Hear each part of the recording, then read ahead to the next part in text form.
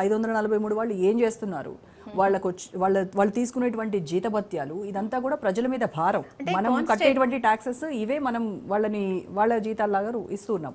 ఇప్పుడు 850 అయితే వాళ్ళు చేసే పని ఏంటి, వాళ్ళని ఎవరు భరించాలి, వాళ్ళ జీతాలు ఏంటి అనేది కూడా ఒక ప్రశ్న. అవునవునవును, ఖచ్చితంగా ఉంటుంది కదా. ఏదైనా సరే అది ఎక్స్ట్రా నంబర్ పెరిగినప్పుడు ఏందైతే ఉందో అప్పుడు ఖచ్చితంగా ఏంటంటే ఆ ఎక్స్ట్రా నంబర్కి కూడా జస్టిస్ చేయాలి అంటే దానికి కూడా ఆర్థిక వ్యవస్థనే కావాలి. కాబట్టి ఏంటంటే అది ఖచ్చితంగా చూసుకోవాల్సిందే. అట్ ద సేమ్ టైం ఏంటంటే ఒక కాన్స్టిట్యున్సీలో ఎక్కువ మొత్తంలో జనాభా ఉన్నప్పుడు దాన్ని స్ప్లిట్ చేస్తారు. ఖచ్చితంగా ఏంటంటే ఇప్పుడు పెరుగుతున్నాయి.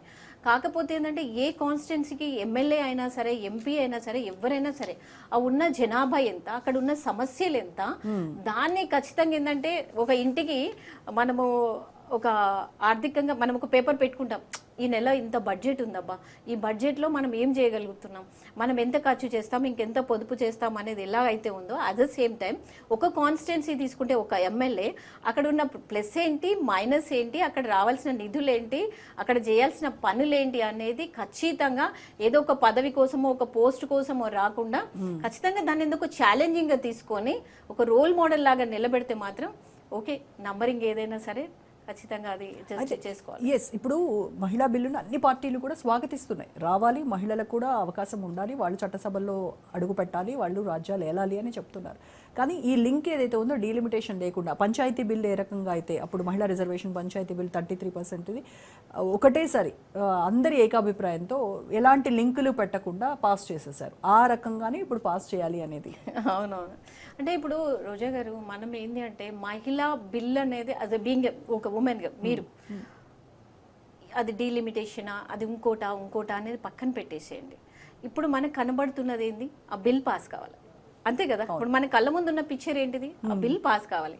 ఆ బిల్ పాస్ కావాలి అంటే ముందు బిల్ పాస్ కావాలి, తర్వాత ఎట్లున్నది, ఏమున్నది, ఏం చేద్దాము అనేది అది తర్వాత మనం మాట్లాడుకోవచ్చు. దాన్ని మళ్ళీ కూర్చొని మళ్ళీ దాన్ని ఇట్లా కాదు ఇట్లా కాదు అనేది ఇట్లా సెట్ చేసుకోవచ్చు. కానీ దానికి ముందు అసలు అదే జరగకుండా ఇన్ని అడ్డుగోడలు, ఇంతమంది అపోజిట్గా మాట్లాడము, ఇంతమంది అక్కడ నుండే వెళ్ళిపోవడము, ఇవన్నీ కాకుండా ఏంటంటే కొంత సపోర్ట్ చేసి ఆ ఇంతకుముందు వాళ్ళు కోరుకున్నారు ఏది 33% కావాలని, వాళ్ళు కూడా అంతకుముందు కోరుకున్న వాళ్ళే కదా. ఇప్పుడు ఒక పాజిటివ్ దానిలోకి వచ్చినప్పుడు ఏంటంటే అక్కడ ప్లస్ అనేది ఒకవేళ వద్దంటే మైనస్ అనేది కనబడతా ఉంది. ఒక ప్లస్ ఉన్నా మైనస్ ఉన్న రిజల్ట్ మాత్రం అదే.